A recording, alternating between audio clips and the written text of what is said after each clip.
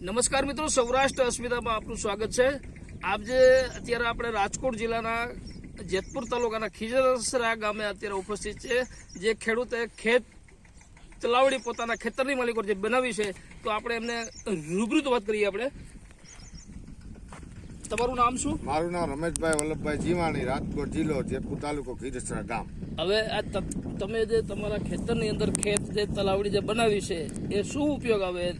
મેં 4 વર્ષથી મારા ખેતરની અંદર ખેતરવડી બનાવી છે અને એની અંદર માટી તમારી કામ આવી ગઈ, પહેલા ખેતરમાં પથરાઈ ગઈ, બરાબર છે।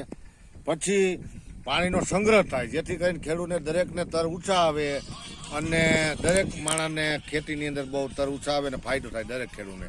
એટલે આજે કેન્દ્ર સરકાર અને રાજ્ય સરકારની મહેનતથી આજે 540 યોજના છે, સારો લાભ આપે છે। એટલે દરેક ખેડૂતને મારી નમ્ર વિનંતી છે કે દરેક ખેડૂતે પોતાની ખેતરમાં ખેતરવડી બનાવે અને જૂના દાર હોય જે અને પાણી ના હોય એ દાર બુરવા વિનંતી કરવા, જેથી કરી ભવિષ્યમાં આપણી પ્રજા માટે પાણીનો પ્રશ્ન હલ ના થાય। આપણે જોઈએ છીએ દેશ વિદેશની અંદર અત્યારે કેટલા પાણીનો પ્રશ્ન છે, તો આપણે જેથી કરીને આપણા રાજ્યમાં, ગુજરાતમાં, સૌરાષ્ટ્રમાં પાણીનો પ્રશ્ન હલ થઈ જાય, એટલા માટે દરેક ખેડૂતને મારે વિનંતી છે। સરકાર આજે આપણે આટલી યોજનાનો લાભ આપે તેનો લાભ લેવા માટે દરેક ખેડૂત મારી નંબર વિનંતી છે। આજે ખેત તલાવડીની અંદર જે સરકાર શું સહાય આપે અત્યારે? આપણે અત્યારે ખેત તલાવડી જેટલી તમારી ઊંડાઈ હોય, પહોળાઈ હોય, એ પ્રમાણે તમને સરકાર સહાય આપે। એના માણસો આવે, સર્વે કરી જાય અને પછી એ પ્રમાણે મારે આજે મેં 1.5 લાખનો ખર્ચો કર્યો હતો, છતાંય મને 87,000 રૂપિયા સહાય મળી છે। તો મારે સહાયની જરૂરિયાત નથી, મારે એક જ વસ્તુ છે કે મારે આજે કોઈ પણ ખેડૂત હોય મારા તર ઊંચા આવવા જોઈએ, જેથી કરી અને આજુબાજુ દરેક ખેડૂત ભાઈઓને તર ઊંચા આવે અને પાણીનો લાભ મળે।